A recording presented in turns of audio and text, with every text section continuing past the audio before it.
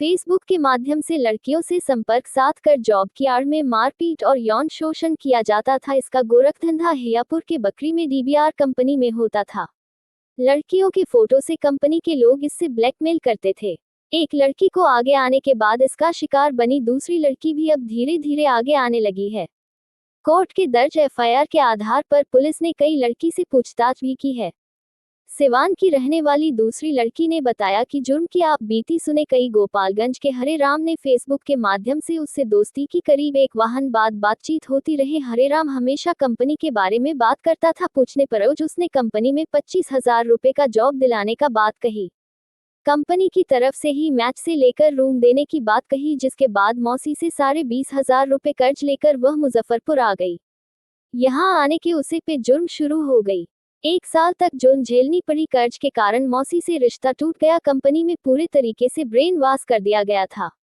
शुरू में एक माँ मोबाइल भी छीन लिया गया। कभी कभी परिवार के लोगों से कंपनी के लोग मोबाइल फोन का स्पीकर ऑन कर बात करते थे, वह भी 2 से 3 मिनट के लिए। इस कंपनी में दूसरे को फ्रॉड कॉल करने के लिए सिखाया जाता था।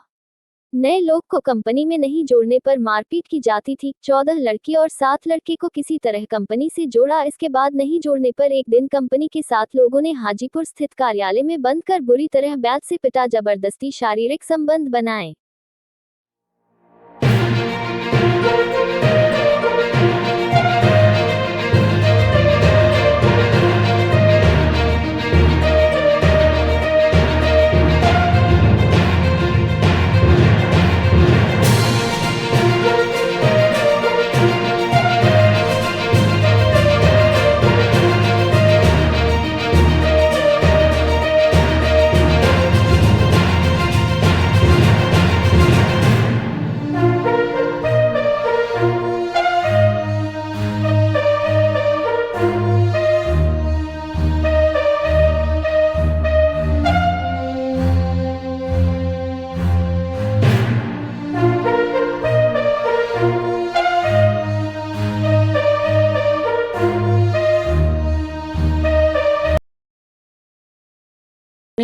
जॉब के लिए हम अप्लाई कर रहे थे, तो उन्होंने बोले कि मेरे पास जॉब का ऑफ़र है और ये मेडिसिन लाइन का है, तुम यहाँ पे कर सकती हो बेझिझक। फिर वहाँ पे हम गए और जो कि बताया गया था कि यहाँ 20,000 रुपया लगेगा हॉस्टल और मेस का। फिर वहाँ हम गए, 20,000 रुपया भी जमा किए, उसका कोई मुझे रसीद नहीं मिला।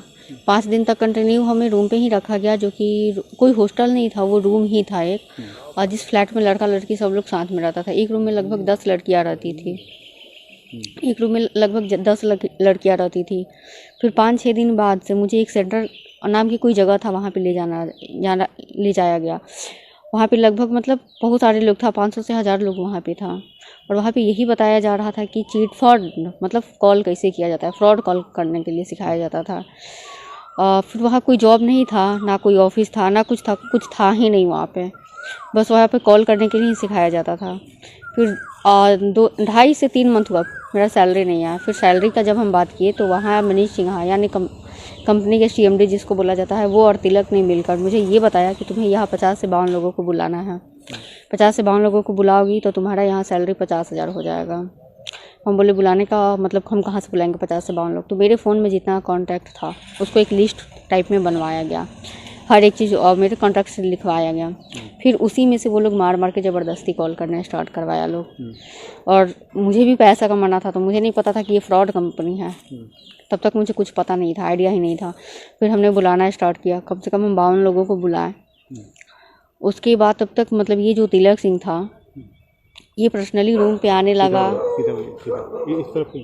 पर्सनली रूम पे आने लगा, बातचीत करने लगा, इमोशनली करने लगा। फिर पर डे मतलब मेरे साथ फिजिकल रिलेशनशिप में आना वो स्टार्ट किया। शादी की झांसा देके मुझे शादी की झांसा बहुत दिया। फिर उसके बाद तब तक यहाँ पे मुजफ्फरपुर बकरी में रेट पड़ा, जो कि 19/5/2023 को रेट पड़ा। उसके बाद फिर मुझे यहाँ से उन लोगों ने मुझे डायरेक्टली ले गया हाजीपुर।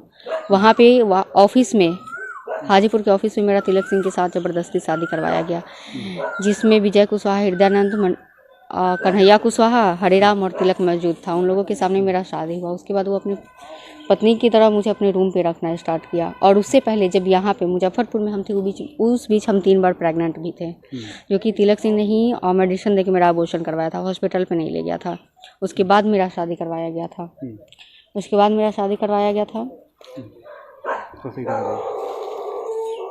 उसके बाद वो अपने रूम पे रखना स्टार्ट किया। जब भी हम मायके जाने का बात करते थे, वो मायके नहीं जाने देता था।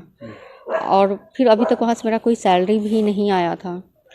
फिर मतलब मुझे लग गया था कि ये चिट फंड का कंपनी है। जब बकरी में रेट पड़ा था, उसी टाइम मुझे लग गया था कि ये चिट फंड का कंपनी है।